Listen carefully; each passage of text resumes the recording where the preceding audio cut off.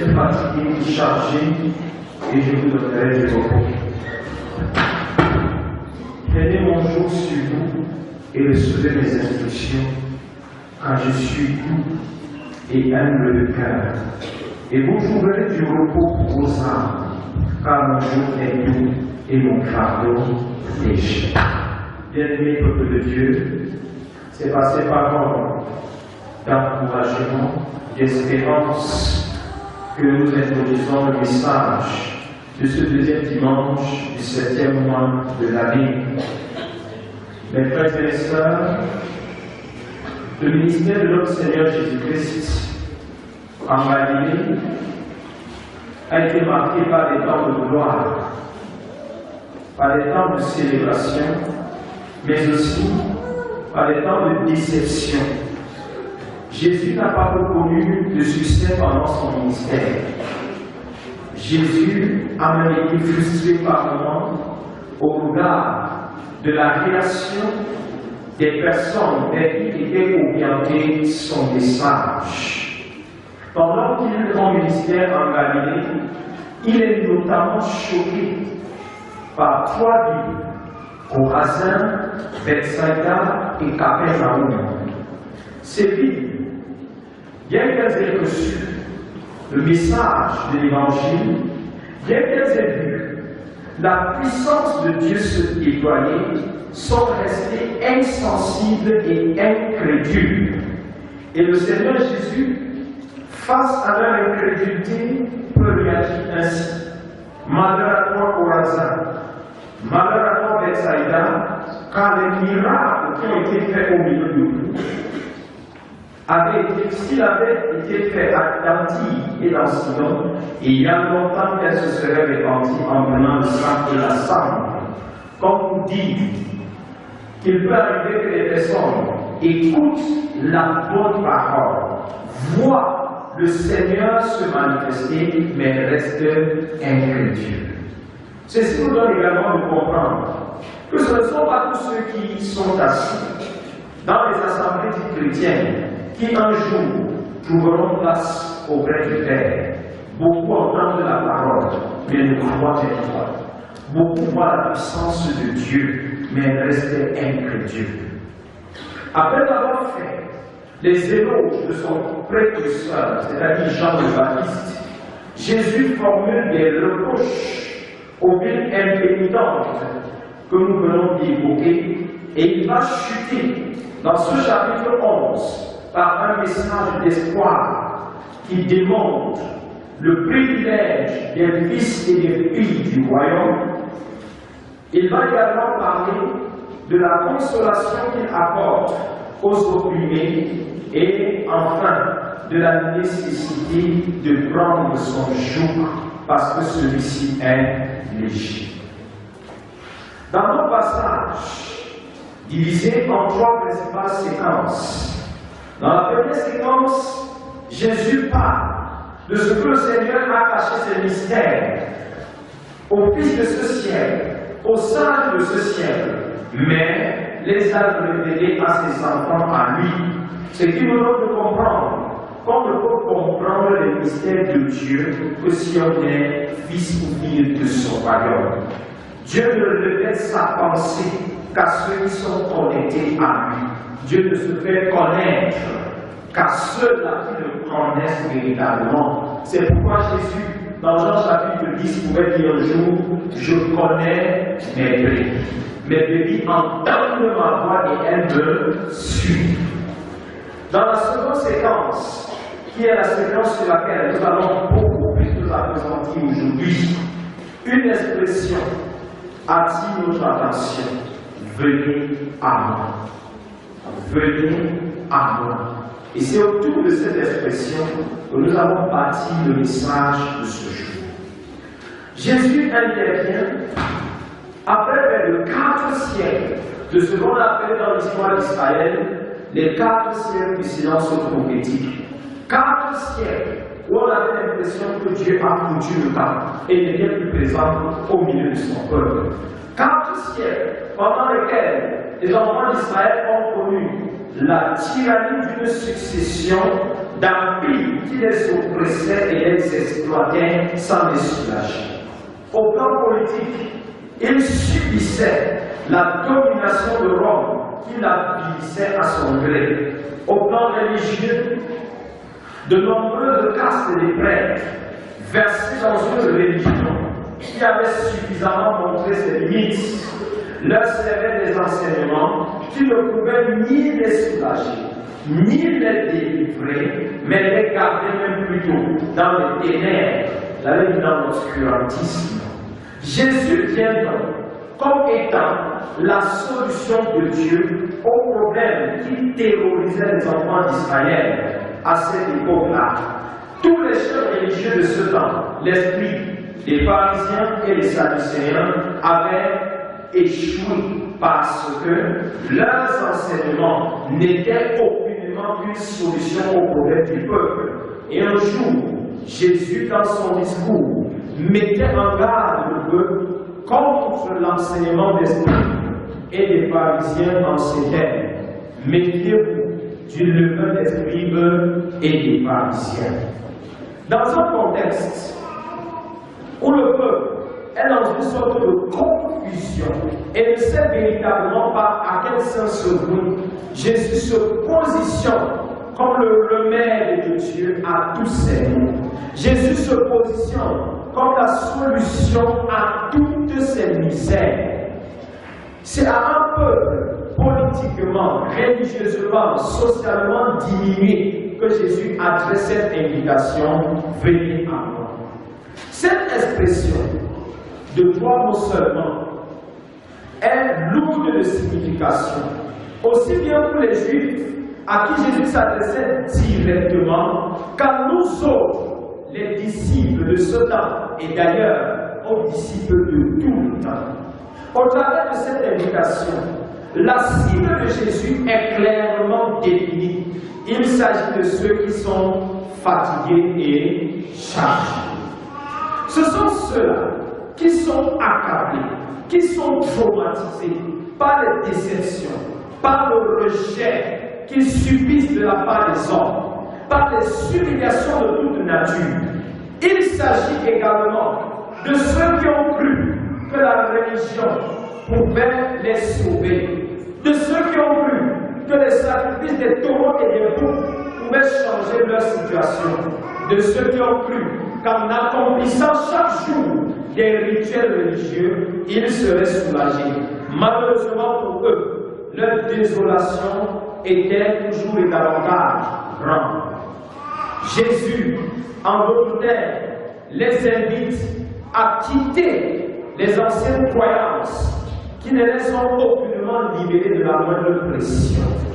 Il n'est plus question pour eux de recourir aux pratiques anciennes, de recourir à Moïse, à Abraham ou à quelque héros que ce soit, parce que Jésus lui-même, Emmanuel, Dieu, était au milieu d'eux. Et si Dieu est là, comment est-ce qu'on va laisser Dieu pour aller plutôt vers les hommes? D'où l'invitation, venez à moi. Il y a des personnes qui, au lieu d'aller à Jésus, se décharger, accourent vers les lieux, accourent vers les visages de bonne aventure, qui, malgré leur discours parfois l'emploi, ne changent rien du tout à la situation des personnes qui viennent vers eux. Jésus veut dire aux Juifs qu'il est désormais inutile de recourir à la philosophie, de recourir au raisonnement humain pour être libérés de l'écrasant poids de leur fardeau. Dès lors qu'il est là, que chacun puisse profiter autant que faire se peut de sa présence, d'où son invitation, venez à moi.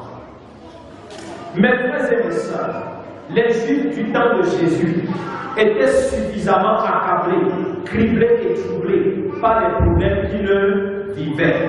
Et ces Juifs ne savaient même plus quel est le leader qu'il fallait suivre. D'ailleurs, lorsque Jean-Baptiste est venu, tous ont cru que Jean était le Messie qu'on attendait. C'est pour cela qu'ils sont allés de Jean-Baptiste poser la question s'il est le Messie. Jésus vient donc pour être en quelque sorte la réponse à la question qu'ils ont pu poser à Jean-Baptiste. Et en Jésus, ils ont enfin la solution à tous les questionnements qui pouvaient arroger leurs esprits. Et je voudrais aussi dire que pour nous autres, Jésus est la réponse à toutes les questions du genre pourquoi que nous pouvons nous poser face aux situations de tous les jours.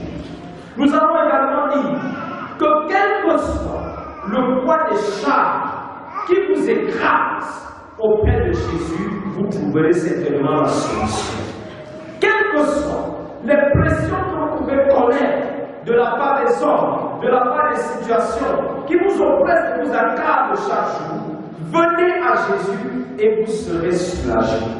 Si auprès des systèmes humains, si auprès même des églises, si auprès de certains soi-disant hommes de Dieu, tu n'as connu que désolation et déception, Jésus est la personne indiquée pour t'accorder la paix et la quiétude, et j'ajouterai gratuitement. Jésus ne t'exigera rien pour t'apporter la solution à tes problèmes. Jésus ne te demandera rien en contrepartie de ce qu'il est, de ce qu'il accomplit dans ta vie. Et l'on dit mon enfant, de ce qu'il accomplit dans ta vie. Par cette promesse-là, Jésus rassure tous ceux qui cherchent en lui un refuge de ce qu'il est un abri sûr et un asile protecteur. Auprès de lui, vous trouvez la paix, la quiétude et la confiance. Auprès de lui, vous vous sentez en sécurité. N'allez plus vous faire arnaquer par des charlatans qui, au nom de Jésus, font ce qui n'a rien à voir avec les standards de Jésus. Et je vais m'arrêter ici pour une parenthèse sur quelque chose que j'apprenais hier qui me troublait. Il s'agit d'un frère qui, depuis près de 30 ans, a une vie qu'on ne peut pas décrire. Rien ne va décrire dans sa vie. Il est allé vers, et c'est pas seulement pour faire qu'on apôtre tout cela contre le de notre pays. Et dans cette église, voici comment les choses se passent. Lorsque tu as un problème, tu écris ton sujet de prière, tu introduis dans une enveloppe avec un billet de 10 000 francs.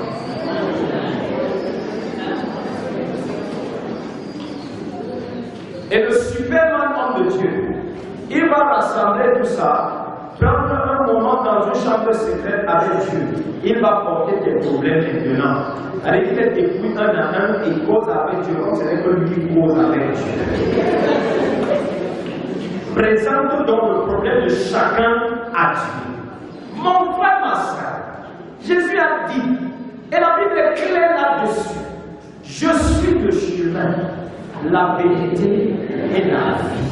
Nul ne vient au Père sans passer par moi. Si quelqu'un dans notre ciel ne dit qu'il est l'intermédiaire entre Dieu et toi, ça sorcier. Si quelqu'un peut t'enseigner que lui seul a la capacité de présenter tes problèmes à Jésus, c'est un menteur. D'ailleurs, le texte que nous lisons ce matin nous dit que ce que Jésus a caché à ceux qui se disent sages et intelligents, il a révélé aux enfants. Que ce que Jésus a caché à ceux-là qui se présentent comme étant les super-héros de Dieu, Jésus-Christ l'a révélé aux tout petits. Et quand il parle des tout petits, il ne s'agit pas seulement de ceux qui sont à la mamelle, mais il s'agit de tous les fils et les filles de son royaume. Toute personne qui se réclame de Jésus, sache que l'oreille de Jésus est suffisamment attentive pour écouter tes problèmes. Et sa main est suffisamment prête pour résoudre ces problèmes. Jésus veut dire aux hommes, n'allez plus vers les diseurs de mon aventure, vers les charlatans qui agissent à mon nom, mais n'utilisent pas mes méthodes. Je suis là, venez à moi directement. Venez à Jésus avec tous vos fardeaux. Venez à Jésus avec toutes vos préoccupations. Vous qui avez été émotionnellement déçus, troublés et criblés, Jésus se présente à vous comme celui-là qui pense les blessures que votre passé, que les humains vous ont fait connaître. Quelqu'un est dans une situation où tu es découragé, tu n'as même plus envie d'investir dans les vies des autres. à cause des déceptions, à cause de la mécréantise, à cause de l'ingratitude que tu as connue de la part des hommes. Tu es même carrément dans une sorte de prison dorée où tu ne veux plus t'ouvrir à personne. À toi aussi, Jésus dit, viens à moi, toi qui es fatigué et chargé. Vous qui avez été dépouillés par les charlatans spirituels, vous qui êtes allés vers les hommes, pensant trouver auprès d'eux les solutions à vos problèmes, et qui êtes en ce moment déçus, désolés. Je pouvais lire sur le statut d'une jeune fille l'autre jour, et je suis allé vers elle, causé avec elle. Elle dit ne cherchez pas Dieu, ça ne sert à rien. Simplement parce que elle a cherché Dieu au mauvais endroit et a trouvé la mauvaise solution. Et à cause de sa mauvaise solution, elle s'est dit que Dieu n'est pas la solution aux problèmes des humains. Comme elle, il est arrivé que tu cherches Jésus-Christ là où il ne fallait pas le chercher. Que tu cherches Jésus-Christ là où tu ne peux même pas le trouver. Et si tu cherches Jésus au mauvais endroit, tu auras aussi la mauvaise solution. Jésus te dit à toi aussi, tu m'as longtemps cherché, là où tu ne pouvais pas me trouver, viens à moi. Venez à Jésus, vous qui êtes fatigués d'être la risée des hommes, vous qui avez investi dans les vies des personnes et n'avez essuyé que ingratitude et mépris, venez à Jésus. Il se présente à tous et à chacun comme étant l'ami fidèle qui ne déçoit pas. Venez à Jésus, vous qui avez construit les murailles autour de vous, à cause de ce que les hommes vous ont déçu, à cause de ce que vous ne savez même plus en qui placer votre confiance. Mais la Bible dit que ceux qui se confient en l'Éternel sont comme la montagne de Sion. La montagne de Sion est inébranlable. Elle ne chancelle pas, mais elle est plutôt affermie. Venez à Jésus et vous serez affermis malgré les tempêtes qui vont se lever contre vous. Venez à Jésus, vous serez semblable à un roc solide parce qu'il fera de vous une muraille inébranlable. Vous qui avez des frères et des sœurs, faites face à des situations sans solution de la part des humains, venez à Jésus. Jésus-Christ, quand il nous invite, il ne nous dit pas qu'auprès de lui, tout sera rose. Il ne nous dit pas qu'auprès de lui, vous ne connaîtrez plus les difficultés. Parce que sachez-le, venir à Jésus ne signifie pas que le règne des tempêtes et des vents dans vos vies sont passés. Non. Venir à Jésus te donne de comprendre simplement que même s'il y a encore des tempêtes qui se lèvent dans ma vie, je suis avec celui dont la main calme la tempête. Même s'il y a des larmes qui vont se lever pour m'accuser, j'ai avec moi désormais l'avocat le plus sûr. Il ne me demande pas des honoraires, il me demande gratuitement. Lui, c'est Jésus. Venez à moi. Et après, dans la suite de notre texte, il dit, dès lors que vous êtes avec moi, prenez mon jour. Prenez mon jour sur vous. Lorsque vous menez quelques études, vous vous rendez compte que le jour était généralement utilisé, on les appliquait sur les animaux qu'on utilisait d'être cultivés et autre chose. Et même sur les esclaves, pendant la traite de prière, on portait le joug pour les attacher et les lier les uns aux autres. Alors Jésus, quand il nous parle du joug, ça ne veut pas dire que quand nous sommes à lui, il nous esclavagise. Non. Jésus te donne de porter un noble fardeau. Jésus te donne d'accepter la charge que le Père te donne. Et c'est fièrement d'ailleurs que tu le portes. C'est pour cette raison que l'apôtre Paul, tout au long de son ministère, s'est toujours présenté comme esclave de Jésus-Christ. Et sachons-le, il est mieux d'être l'esclave de Jésus-Christ que d'être l'esclave de son. Il est mieux d'être l'esclave de Jésus-Christ que d'être l'esclave de sa chair. Il est mieux d'être l'esclave de Jésus que d'être l'esclave de ce qui fait ta honte. Il dit, prenez mon joug, acceptez mes exigences. Il n'y a pas de discipulat avec Jésus sans discipline. Il n'y a pas de marche avec Dieu sans exigence. Il n'y a pas de cheminement avec Jésus-Christ sans discipline. Si vous voulez marcher avec un Jésus qui va vous laisser faire ce que vous voulez, ce que ce n'est pas Jésus de Nazareth qui sauve les vies, c'est un autre Jésus. Quand il vous décharge, mes frères et mes sœurs. Il vous inscrit ensuite à son école à lui. Il vous apprend à le connaître. Il vous apprend à le servir. Il vous porte son joug afin de vous garder dans le secret de Dieu. Si tu n'as pas le joug de Jésus, il y a des profondeurs divines que tu ne connaîtras jamais. Si tu n'as pas le joug de Christ, il y a des secrets de Dieu que tu ne connaîtras jamais. Et il dit ensuite que lorsqu'il nous porte le joug, il nous invite à le laisser nous instruire. Laissez-vous instruire par Jésus. Abandonnez tout votre joug et prenez celui de Jésus. Le verset Jean dit, car mon joug est doux et mon fardeau est léger. Mon joug est doux et mon fardeau est léger. Quel que soit ce que les hommes peuvent t'apporter comme pression, quel que soit ce que tu peux connaître, parce que tu es déjà du camp de Christ, le joug que tu portes est d'une douceur inestimable. Et le fardeau que Jésus te donne de porter est tellement léger que c'est avec fierté que tu peux dire à quiconque que tu appartiens à ce Jésus. Souvenez-vous des apôtres qui, après avoir reçu le message, dans Actes des Apôtres chapitre 5, ils ont été frappés, ils ont été humiliés, ils ont reçu l'interdiction de ne plus parler au nom de Jésus. Mais Jean et Pierre pouvaient dire ce que nos yeux ont vu, ce que nos oreilles ont entendu. Vous ne pouvez pas nous empêcher de dire. Nous continuerons de rendre témoignage et de parler du nom de Jésus. C'est ça ce fardeau. Il est tellement léger que vous n'avez pas envie de dire à quelqu'un j'appartiens à Jésus-Christ. Qu'importe les sobriquets que vous me donnez, je suis heureux de porter ces sobriquets parce que je sais le Dieu en qui j'ai cru. Jésus ce matin invite toutes les personnes qui sont chargées, invite toutes les personnes qui connaissent des oppressions ou des pressions, que ce soit physique, que ce soit intellectuel, que ce soit même spirituel. À vous tous ce matin, Jésus dit, venez à moi. Une fois auprès de lui, vous trouverez le repos. Le repos ne se trouve pas autour d'une pierre, jamais. La preuve, c'est que lorsque vous avez fini votre bière et que vous avez déversé votre colère dans votre bière, vos problèmes vous attendent. Le repos ne se trouve pas dans un paquet de cigarettes. Le repos ne se trouve même pas sur l'oreiller de la femme étrangère.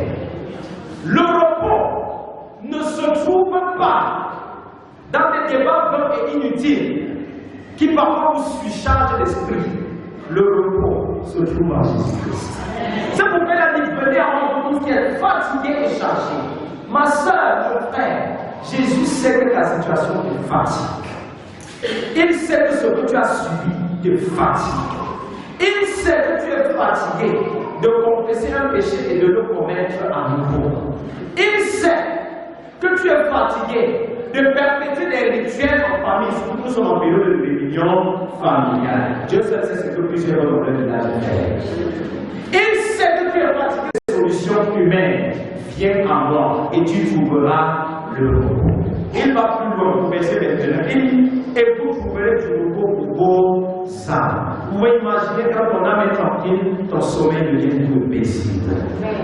Quand ton âme est tranquille, tu n'as pas besoin de chercher en toute saison et à tout moment ce que les gens sont en train de dire et de penser au sujet de ta personne. Ce qui importe d'ailleurs pour toi, ce n'est pas ce qu'ils disent ou ce qu'ils pensent, c'est ce que le Père a pour toi comme témoignage. C'est pourquoi Jésus a dit, viens à moi, toi qui es fatigué et chargé. Entre toi et moi, désormais, se développera une amitié qu'aucun homme ne peut t'offrir. Ce développement te développera une relation que tu n'as expérimentée avec personne. Auprès de moi, tu trouveras le repos. Comment laisser quelqu'un qui te donne le repos pour aller là où on va t'accabler? Comment laisser quelqu'un qui donne la paix à ton âme et la quiétude à ton esprit pour aller vers des personnes qui tous les jours te sèment la confusion dans ton esprit? Jésus ce matin dit à quelqu'un, viens par moi, toi qui es fatigué et chargé, et je te donnerai le repos. Ma prière, c'est que tu ne rentres pas de ce culte avec des charges. Amen. Que tu ne retournes pas de ce culte avec ce qui t'accable et te trouble. Il y a de la joie au Père Jésus. Lui qui fait tomber les chaînes, je sais qu'il est capable de faire tomber les chaînes. Lui qui brise le joug qui te presse, il est capable de briser ce joug. Auprès de lui, tu auras la paix. Et en lui, tu vivras en toute quiétude.